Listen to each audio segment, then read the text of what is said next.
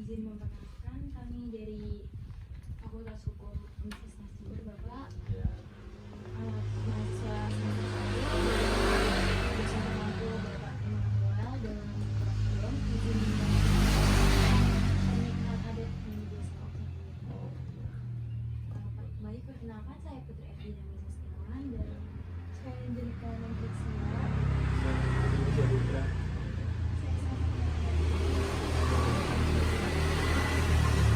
Saya kenalkan, saya Suhaimi sebagai ketua adat di Desa Kemiren. Baik Bapak, pertama saya mau tanya, Ya. ini untuk proses pernikahannya di Desa Osing ini, apakah ada perbedaan dengan desa yang lain ya Pak? Iya, jadi begini. Sebenarnya di sini ada 3 macam pernikahan ya. Jadi ada namanya kawin angkat-angkatan, juga ada kawin ngelebuni, juga ada kawin colongan. Gitu. Jadi ada 3. Kalau angkat-angkatan itu juga apa itu, kalau di istilahnya pada umumnya itu sudah bertunangan. Ya, untuk pertunangan. Nah, kalau keluarga ini sudah saling menyetujui, itu angkat-angkatan. Tapi kalau yang ngeleboni ini tadi, itu cowoknya itu pulang ke rumah ceweknya tanpa sepengetahuan orang tuanya. Tapi yang sering terjadi adalah sekarang kawin colong. Nah, kawin colongan itu ceweknya dicolong dibawa pulang. Berarti diculik gitu? Bukan diculik, tapi kalau diculik ya hampir sama lah. Tapi bukan diculik, tapi itu istilahnya gini. Memang ada sejarah kenapa sampai terjadi kawin colong. Itu. Memang awalnya dulu adalah perjodohan itu, angkat-angkatan tadi. Itu anak masih kecil di sini dulu sudah dijodohkan oleh orang tua. Nah, setelah anak dewasa nggak cocok dengan pilihan orang tua tadi, akhirnya punya pilihan sendiri. Ya tentu saja orang tua melarang karena sudah mengikat perjanjian dengan orang lain tadi. Akhirnya si anak itu nekat. Nah, daripada saya dinikahkan ke pilihan orang tua saya yang suka, karena orang tua kan menyangkut perasaan, menyangkut merasa ada rasa suka tadi. Akhirnya antara cowok dan cewek ini janjian, malam ini jam sekian ketemu di sini, dicolong dibawa pulang pengetahuan orang tuanya. Tapi dengan syarat harus dibawa pulang ke rumah, tidak boleh dibawa kemana-mana. Kalau sampai dibawa keluar kota, nanti dia ada sanksi hukum, bisa dibawa ke ranah hukum. Sudah dibawa, bisa dikatakan penculikan tadi. Tapi kalau ini enggak, tolong dibawa pulang. Nanti nyampe di rumah, si cowok tadi nyuruh salah satu keluarga atau orang lain itu untuk datang ke rumah orang tua ceweknya. Itu namanya colok, pemberitahuan bahwa anaknya sudah dibawa pulang sih. Jadi kalau sudah colok sudah datang ke sana pemberitahuan itu, walaupun orang tuanya nggak setuju, gimana tetap nggak bisa maju lagi, harus tetap dilaksanakan pernikahan. Terus yang kawin colong itu apa sah di mata hukum ya Pak? Atau Iya. Nah, gitu. Tapi untuk proses selanjutnya itu sama, melalui proses pemerintahan. Untuk akad nikahnya, kekabulnya juga melalui untuk proses awalnya aja yang beda. Itu. Jadi itulah yang terjadi di sini kawin colong. Karena sekarang orang tua itu tidak mau terlibat dengan pertunangan itu tadi. Karena gini, pengalaman kalau pertunangan gitu sudah melibatkan ke 2 keluarga orang tua. Nah, karena nggak pasti jadi kan, nggak ada putusnya, nanti ada gagalnya gitu. Nah, andai kan setelah sudah bertunangan orang tua sudah saling tahu, tiba-tiba gagal di tengah jalan, putus, jadi orang tua kena imbasnya juga. yang tadinya baik sudah menjadi renggang. Itu yang tidak mau seperti itu. Ya. Jadi sekarang kenapa terjadi yang terjadi kawin colong, karena orang tua sudah nggak mau terlibat lagi.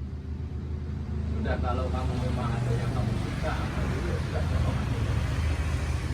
Tapi kok pas semua pasti setuju ya Pak? Karena kan ada mungkin keluarga dari bilang Nah, sebenarnya kalau untuk kawin colong itu dari pihak keluarga ceweknya ya, bukan kurang gak setuju itu karena apa? Karena sudah dijodohkan dengan orang lain tadi. Tapi karena sudah dicolong, yang mau tidak mau harus tetap setuju. berarti hampir sama kayak kawin lari gitu ya Pak? Bukan kawin lari, bukan. Kayak gitu. Tapi yang membedakan itu nanti dari keluarga ada yang memberitahu kalau tidak wanita kalau telah Iya, gitu. Makanya sebagai pembeda. ya, jadi setelah nyampe di rumah, ini langsung ada utusan dari pihak cowok ini, keluarga cowok, itu datang ke rumah orang ceweknya, memberitahu bahwa anaknya sudah dibawa pulang ini. Jadi bukan kawin lari, bukan.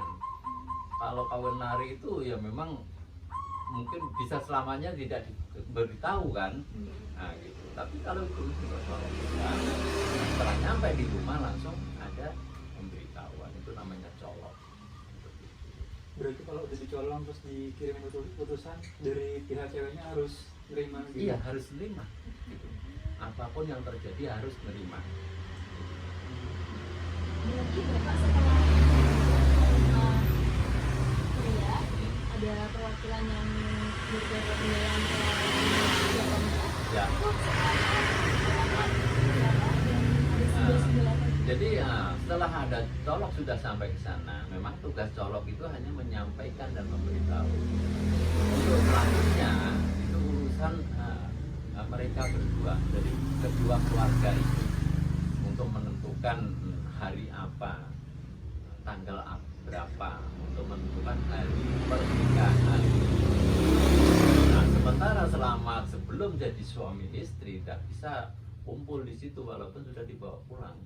berarti habis dibawa pulang dikembalikan lagi atau Bukan gitu. Walaupun tetap di rumah cowok, Iya. tapi ndak boleh menyentuh cewek ini sebelum resmi jadi suami istri. Berarti dipisahkan kalau Dipisah. Misalnya si cowok itu ada punya adik perempuan, suruh nemeni dulu. Misalnya nggak punya juga ada apa itu keponakan dan saudara, itu masih bisa selama belum resmi jadi suami istri. Jadi walaupun kawin colong tidak melanggar aturan-aturan agama juga. Dan juga gini, kenapa sekarang justru kawin colong yang sering terjadi? Karena untuk menuju rumah tangga bahagia itu adalah kawin colong sebenarnya. Kalau kawin angkat-angkatan itu ada cenderung ada paksaan dari orang tua. Tapi kalau kawin colong justru itu sama-sama suka. Karena satu dari meninggalkan orang tua tanpa pamit karena sangat mencintai. Yang kedua, mereka setelah melakukan kawin colong akan berusaha menjaga dan menjaga rumah tangganya supaya dia menjadi rumah tangga yang bahagia, rumah tangga yang sejahtera, sakinah mawaddah warahmah. Kenapa harus berusaha menjaga? Andai kan ada gagalnya, dia takut disalahkan oleh orang tua. Siapa yang suruh? Kan gitu. Jadi dia selalu menjaga itu supaya tidak disalahkan oleh orang tua. karena pilihan sendiri. Pilihannya sendiri. Kalau sampai saya gagal, orang tua tinggal ini, siapa yang suruh dulu? Pilihan siapa? Kan gitu. Jadi dia berusaha untuk menjaga itu, menjadikan rumah tangga yang bahagia. Tapi kalau kawin angkat-angkatan, entah gagal di tengah jalan maka bodoh. Ada gagalnya, orang tua nggak bisa. Ini bukan kemauan saya, kan gitu. Saya sudah nggak mau dipaksa. Akhirnya ya sudah, nggak begitu mempertahankan rumah tangganya di masa bodoh, gagal ya sudah ya gitu. Jadi itu loh. Jadi untuk di sini kawin colong itu ya bisa menjadi rumah tangga itu karena ada itu tadi, saya akan bisa karena ini sudah ditentang oleh orang tua, saya akan menunjukkan bahwa saya bisa menjadi rumah tangga yang baik. Begitu. Tapi kalau untuk pernikahan dalam ini apa nggak berdampak ke keluarga ya, Pak? Karena kan kalau yang atas kayak pertunangan itu Pak, itu kan kedua belah pihak keluarga itu sudah tahu. Jadi Ya. kalau yang colong ini kan kesannya sembunyi-sembunyi, takutnya malah kurang komunikasi dari kedua belah pihak keluarga. Iya, memang proses awalnya sembunyi-sembunyi, tapi untuk selanjutnya tidak. Setelah colok masuk ke sana, itu sudah beda lagi. Nah, gitu. Jadi cuma yang berbeda itu awalnya aja. Setelah colok masuk di sana, baru antar dua keluarga ini untuk menentukan tanggal dan hari untuk pernikahan. Gitu. Tapi proses pelaksanaan pernikahannya itu apa sama seperti pelaksanaan pernikahan biasa? Sama. Berarti tidak usah ada ritual gitu.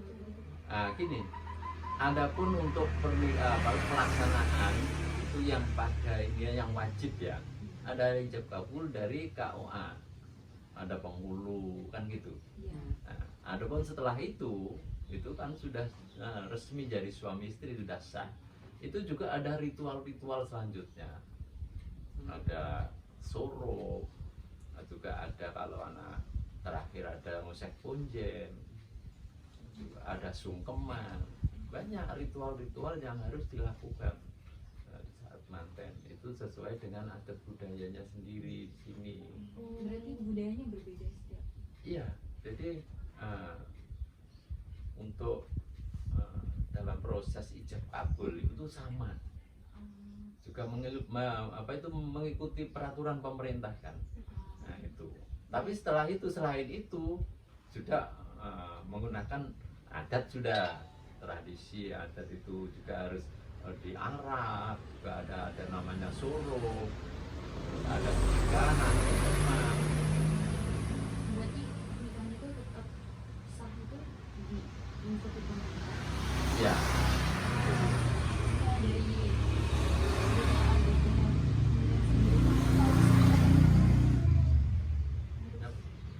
Sahnya pernikahan itu berarti tidak ada satu hal yang bedain. Enggak ada. Satu-satunya untuk menjadi suami istri yang sah ya harus melalui KUA pemerintahan kan. Memang ada di juga ada orang itu kawin siri. Tapi tidak ada yang tertulis kan. Dalam hukum pemerintah itu enggak ada mempunyai nikah suami tak punya. Tapi juga di dalam agama sah.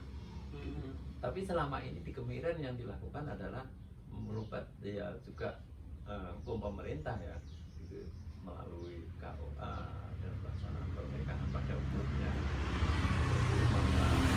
wilayah agama masing-masing. Nah untuk setelah itu juga mengikuti adat budayanya masing-masing kan. Kalau adat budayanya seperti ini ya ini. Kalau di Miran itu waktu di pernikahannya peran keluarganya itu ngapain juga? Dari pihak cowok sama cewek ada yang bedain gitu perannya? Nah jadi gini, kalau di sini ya, biasanya antar lisan dan lisan kan. Nah, ini nanti antar keluarga ini menentukan di mana untuk pelaksanaan ritual apa itu surupnya itu. Surup itu bilang nggak punya hajatan di sini, itu dari Kemiren Timur sana ngarahnya. Itu naik kereta kuda mantainya itu diarah pakai warung ramai sekali. Sampai ada ibaratnya Solo disatukan mantai itu, disatukan baru duduk ke pelaminan. Itu adalah ritual-ritual di sini yang harus dilakukan. Itu kalau misalnya ritual-ritual tersebut tidak dilakukan, apa ada sanksinya berupa apa? Nah, kalau untuk sanksi tertulis sih nggak ada. Sanksinya sanksi karma aja. Oh, karma. Nah, sanksi karma nanti akan berdampak dari mantan itu sendiri. Misalnya kalau nggak dilakukan itu biasanya ya kalau warisan itu kan menurut keyakinan kita. Ada yang misalnya dari dalam rumah tangganya itu mendapatkan kebahagiaan, misalnya itu menurut larinya ke sana. Kamu nggak melakukan ritual ini, Berarti sama kayak pamali. ya pemali Hmm. itu. Karena itu sudah menjadi adat istiadat turun temurun harus seperti itu. Makanya kalau kita meninggalkan itu berarti kita pamali, nah, walat dari Iya, gitu. Karena sudah itu warisan daripada sesepuh kita. Berarti setiap ritual itu hukumannya tetap pamali. Iya, jadi setiap makanya kemiren itu kalau ditanya hukum adat sanksi apa yang sudah ada di sini, nggak ada. Sanksi-sanksi adat yang tertulis nggak ada, hukum adat yang tertulis nggak ada. Sanksinya ya sanksi karma itu sudah. Lebih ke konsekuensi. Iya, gitu. Jadi bukan dari orang lain tapi diri sendiri gitu. Nah, juga kalau di sini yang ditonjolkan adalah gotong royong kan kerukunan. Nah, ada salah satu masyarakat nggak ikut akan kena sanksi sosial gitu. Ya mungkin ya kurang pasti diperhatikan sama tetangga itu, nggak mau apa itu, nggak mau nanti akan kena sanksi moral lah seperti itu, akan malu sendiri seperti itulah. Itu sanksi-sanksi yang ada di sini. Jadi Pak, dalam acara pernikahan di komunitas adat Osing Kemiren, apakah ada upacara-upacara tertentu yang Ya, justru orang Kemiren itu kalau punya hajatan tuh paling mungkin 1 minggu. Oh iya, bahkan di sini sebelum hari H itu sebulan sebelum hari H itu sudah ada kegiatan-kegiatan.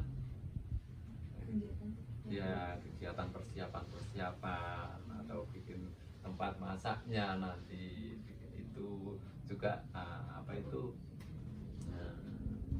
persiapan untuk yang akan dilaksanakan, ada persiapan apalah ya kebutuhan di situ. Nah itu jadi ini dan apa ya gitu persiapan selalu meriah lah kalau punya hajat pernikahan itu. Jadi untuk pentas-pentas seni itu pasti. Aslinya tuh biasanya yang paling paling sering tuh Yang paling sering di sini adalah karena di desa budaya ya biasanya ada budaya juga ada sebelumnya. Juga kalau sekarang kan sudah di zaman modern ada musik kolaborasi dengan tradisi dan modern, itu ada ini istilahnya WIC di sini juga ada. Jadi tergantung pada yang punya hajat itu sendiri mau tampil seni apa. Jadi kalau untuk tampilan seni itu harus ya tergantung pihak keluarga. Tapi yang pasti yang harus dilaksanakan tentang ritual.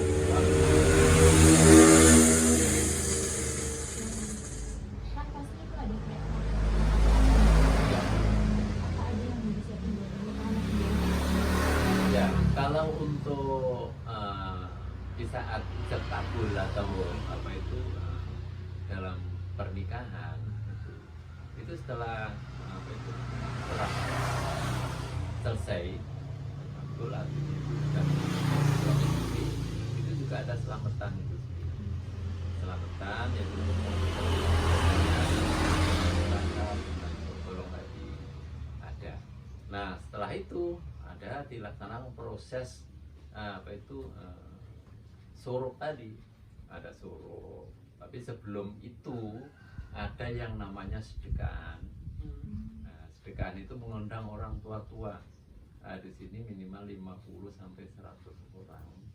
Itu diundang ke kita itu untuk mendoakan manten itu sendiri. Gitu. Jadi istilahnya seperti pengajian itu adalah membawa doa, tahlil doa. Itu ada. Terus setelah itu ada sungkeman manten.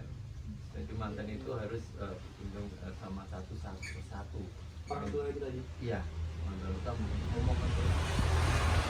Akhirnya yang satu itu satu kan itu di bawah juga. Apa itu? Peman namanya itu. Minta doa itu. Nah, setelah itu lalu dikeluarkan sajian makanan, berbagai macam makanan di situ ada. Itu namanya sedekah. Nah, ya. Makanan tersebut punya simbol atau memang melambangkan apa gitu? Kalau untuk sedekah sih nggak ada, tapi yang mempunyai simbol itu daripada selamatan ritualnya. Itu. Nah, tumpeng itu artinya gini, tumpeng itu artinya tumpeng itu berbentuk segitiga. Ya, jadi kita manusia hidup itu tidak bisa lepas dari 3 unsur. Itu hablum minallah, hablum minannas, juga dengan Allah. Makanya betul-betul menuju ke atas, itu tertuju kepada yang maha pencipta. Jadi kita harus menuju kepada yang maha pencipta.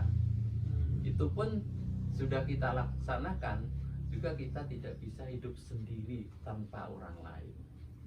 Makanya ada hablum minannas, antar sesama manusia, kita saling membantu gotong royong tadi. Ya, 2 itu sudah kita laksanakan, tanpa alam juga kita nggak bisa hidup. Gitu. Karena kebutuhan kita sehari-hari juga dari alam juga. Makanya ada 3 unsur itu berbentuk segitiga, ke atas ke Tuhan, antar sesama dan alam. Itu jadi untuk apa itu, untuk filosofi di dalam mantan supaya tumpeng itu mengerucut seperti gunung, mengerucut ke atas supaya ditinggikan derajatnya. Gitu. Betul petik kang dicekel saben dinane ketika barang kang apik. Artinya apa yang diharapkan, yang diinginkan itu supaya mendapatkan yang terbaik. Itu makna daripada selamatan itu. Jadi kalau untuk sedekah itu nggak ada, hanya makanan, semua makanan, jenis makanan ada. Cuma ada nilai-nilai pendidikan moral atau perilaku di situ. Nah, di saat kita makan juga ada aturan. Karena kita posisi kita bersila ini, jadi batasan kita makan itu hanya selebar sila kita. Ini tidak boleh sampai melewati di sana, tidak boleh. Berarti makanannya bisa sama. Iya, makanan itu tapi yang kita ambil itu hanya sebatas ini. Kenapa nggak boleh sampai melangkah ke sana? Kalau kamu melangkah ke sana berarti kamu mengambil hak orang lain. Karena di samping kamu ada orang. Kecuali kita ditawari, boleh. Tapi kalau kita ambil sampai melewati ini tidak boleh. Berarti kamu mengambil hak orang lain. Artinya tidak hanya lingkup di situ pun, dimanapun kalau bukan hakmu jangan kamu ambil. Itu ada nilai-nilai pendidikan atau ajaran kita. Karena ada budaya kemiren itu kenapa sampai sekarang tidak tadi kalau zaman milenial seperti sekarang, karena mengandung nilai-nilai seperti itu. Nilai-nilai pendidikan dengan perilaku.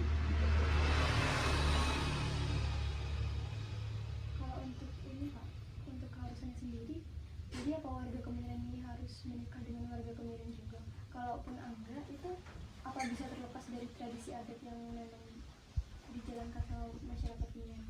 Oh, jadi gini, kalau untuk orang Kemiren tidak harus dapat orang Kemiren, dapat orang manapun boleh. Jadi nggak menutup artinya harus sama-sama orang Muslim, orang Kemiren, enggak. Siapapun boleh. Ini tuh pengen dapat orang suku Madura juga boleh. Orang manapun boleh. Adat yang dipakai harus Kemiren. Iya. Jadi dalam proses pernikahan, misalnya kita mengadakan di saat pernikahan. Nah, sementara sudah dilakukan di pihak suku Madura misalnya. Jadi sudah silakan dilaksanakan adat sana. Tapi setelah selesai di sana, diminta ditarik ke sini, dilakukan adat sini seperti itu.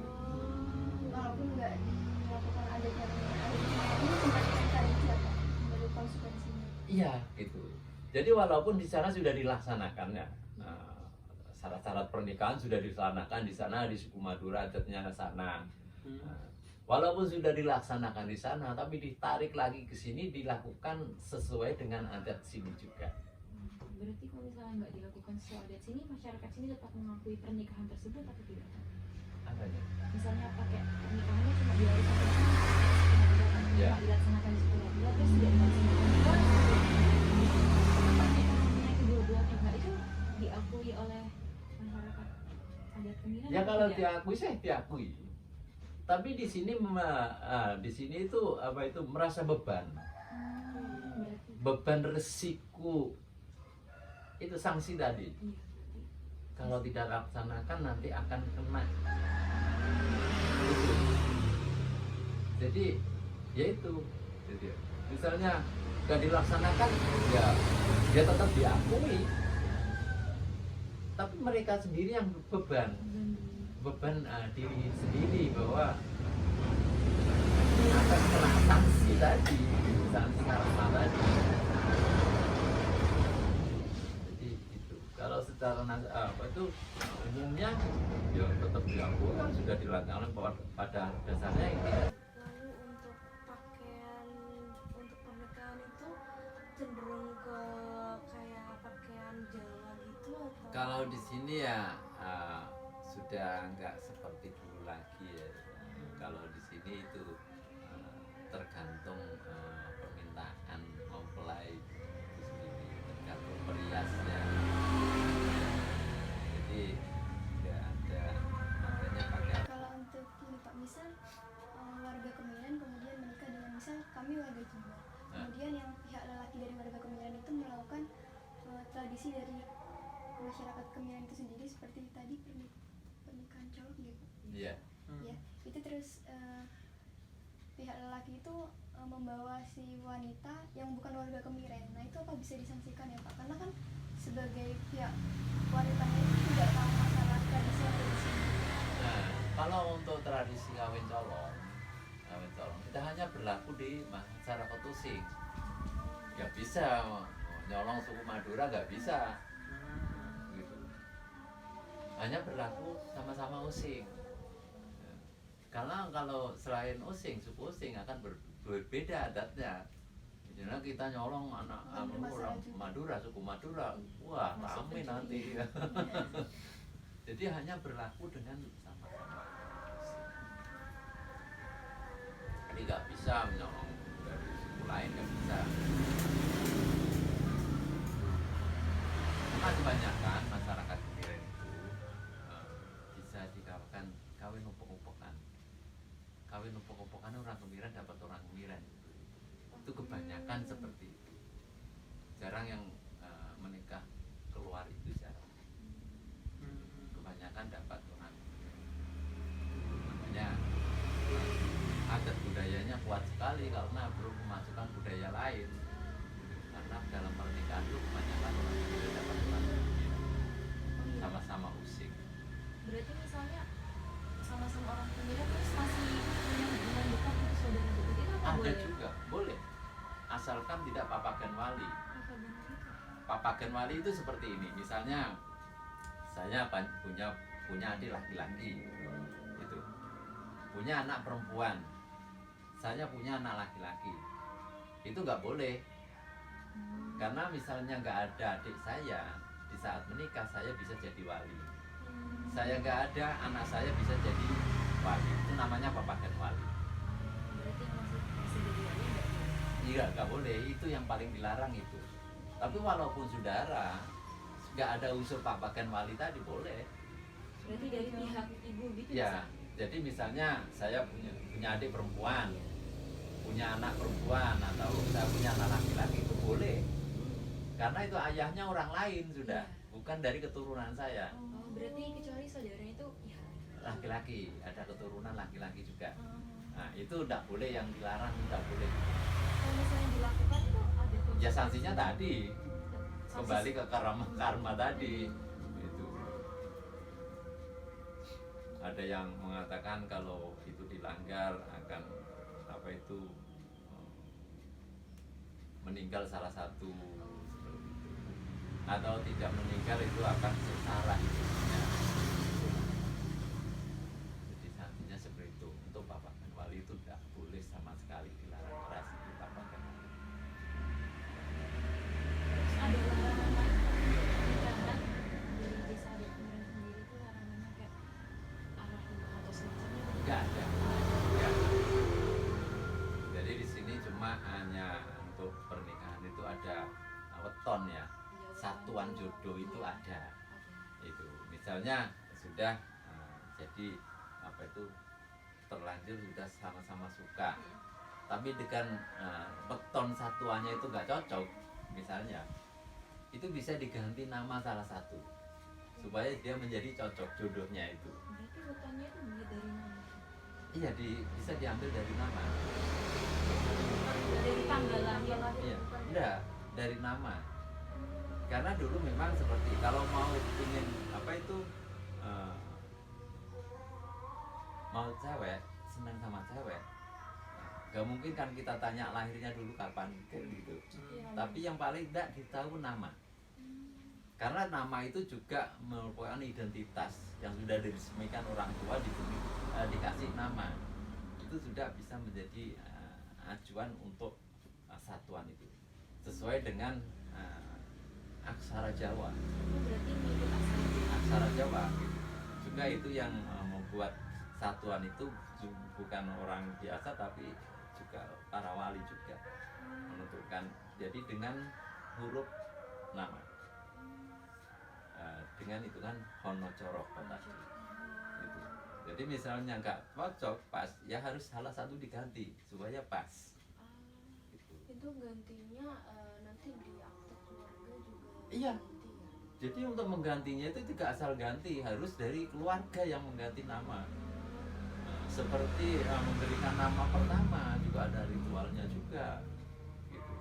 Tidak asal ganti, ya udah kamu ganti ini, enggak, harus diganti resmi, adil seperti itu gitu. Berarti misalnya kalau misalnya udah terlanjur suka, tetap diusahakan supaya Tetap bisa diusahakan supaya bisa bersatu. bersatu. Jadi salah satu diganti nama supaya cocok pas gitu. Tapi untuk penggantian itulah yang harus melalui proses ritual juga. Tapi di penamaan itu nggak ada kayak marga gitu ya Pak? Nggak ada di sini. Gitu. Apalagi sekarang sudah kayak gitu, itu sudah Kalau dulu Nama berarti sih. ada. kalau dulu untuk marga itu cuma gini aja. Jadi nggak ada marga ini itu nggak ada. Cuma nama itu biasanya diambilkan dari nama orang tuanya. Jadi supaya bisa sama lah seperti itu. Jadi ada salah satu huruf yang diambilkan dari nama orang tua itu Iya. sendiri. Berarti tidak memandang usia juga kayak Enggak, keluarga juga enggak, tuh tidak. enggak. Juga untuk orang dulu supaya mudah mengingat lahirnya hari apa, itu disesuaikan dengan hari namanya gitu. Misalnya apa itu hari Kamis itu ada Misadi misalnya seperti itu. Jadi supaya kita ini hari Kamis misalnya. Kalau untuk penentuan tanggal itu ada proses-proses atau ritual-ritual Untuk penentuan tanggal apa? pernikahan. Iya, Biasanya kan ke orang ada. pinter. Iya, jadi harus menggunakan tanggal ini, hari ini. Juga ada yang dihindari naas, namanya naas. Kalau orang meninggal itu tidak bisa dipakai, itu naas namanya. Ini waktunya hari meninggalnya orang tua, ini nggak boleh dipakai. Itu bisa dinamakan naas. Naas itu ya larangan, nggak boleh dipakai. Jadi ada penentuan tanggal. Makanya kalau pernikahan itu antara besan dan besan itu harus bersatu untuk penentuan tanggal. Jadi harus saling mengetahui antara naas lisan dengan naas yang di sini. Jadi misalnya bisa naasnya hari Senin, ya harus dihindari ini. Naas itu kan misalnya hari meninggal. Ya, Itu konteks yang meninggal itu kan misalnya dari pihak perempuan nah, ini itu dilihat dari misalnya orang tuanya pihak perempuan itu atau misalnya sampai ke buyut-buyutnya atau gimana? enggak dari orang tuanya aja. Berarti ayah dan ibu. Enggak, misalnya saya menikahkan. Ya, jadi yang mengandung punya naas bukan anak saya tapi saya, karena saya yang punya hajat. Jadi yang naas ayah saya atau ibu saya. Jadi bukan dari mantannya. Oh berarti kakek gitu. Kakek, Oh, kakek atau nenek. kakek atau nenek. Karena kalau untuk mantan mempelai berdua, orang tua masih ada itu nggak punya naas. Gitu. Yang punya naas adalah ayah dan ibunya, adalah kakeknya. Jadi selama orang tua ini masih ada, itu nggak punya naas. Berarti misalnya kalau kedua belah pihaknya misalnya perempuan dan laki-laki ini udah nggak punya orang tua gitu. Orang Itu- tua. Iya. Ya itu yang berarti itu yang harus dihindari. Naasnya double berarti dari kakek nenek. Iya, Oh, gitu. Dan orang tua dari orang tuanya Iya. juga. Nah, gitu. Tapi kalau masih orang tuanya masih ada dua, itu hanya kakek nenek aja. Berarti batas kakek nenek. Ya. Gitu. Sementara mantan ini belum punya naas. Yang punya naas adalah orang tuanya. Tuh, karena yang punya hajat orang tuanya bukan anaknya. Itu kalau ada yang meninggal gitu, apa ada upacara adat pemakamannya gitu? Kalau orang tua meninggal sih ya biasa ya seperti hukum-hukum Islam di sini juga ada pengajian dan lain sebagainya. Berarti sama seperti pada umumnya. Iya, setelah meninggal ada pengajian 7 hari, juga ada 3 harinya, 7 harinya, 40 harinya, 100 hari, 1 tahun dan 1000 hari selesai kan. Berarti Pak, konsep pernikahannya ada di Kumpul itu udah ada campuran dari laki-laki juga sehat-sehat pemerintah dan Islam juga misalnya gitu. Iya, jadi untuk pelaksanakan ijab kabulnya juga melalui hukum pemerintah juga hukum agama juga. Seperti itu. Tapi kalau untuk proses ritual-ritual adatnya, ya enggak ada hubungan dengan hukum-hukum pemerintah. Jadi harus melalui ritual-ritual adat yang sudah ada. Jadi yang untuk mengikuti hukum pemerintah, hukum agama di saat ijab kabul itu. Saat persemian untuk menentukan suami istri. Yang pasti kan kita melalui proses agama apa kan gitu. Karena kita mempunyai agama masing-masing. Dari Islam ya harus melalui ajaran-ajaran Islam. Juga tidak lepas dari unsur pemerintah. Jadi pada kesimpulannya ini untuk adat istiadat pernikahan ini apakah ada menentukan sehingga bisa mengakui dan menerima adanya kebiasaan? Iya, jadi memang sudah apa itu menjadi adat ya seperti itu. Itu merupakan itu sudah adat istiadat yang sudah diwariskan kepada anak cucunya.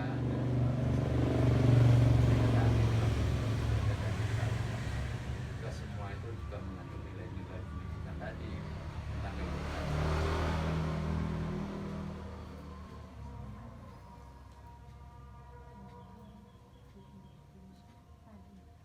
Ada lagi? Sudah tidak ada menurut kami. Terima kasih Bapak Oh, sebelumnya ya. atas beberapa informasi.